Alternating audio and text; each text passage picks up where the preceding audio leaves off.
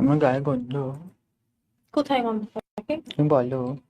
আমি বলি কই বলছি না মানে বলছি যে এখন বলো।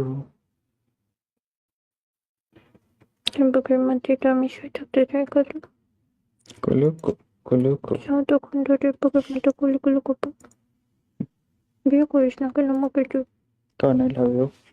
দেখি বিয়ে করবো তো এক মাস। বুকের বাচ্চা হ্যাঁ করে থাকি কপি হোক গা। কানে নিয়ে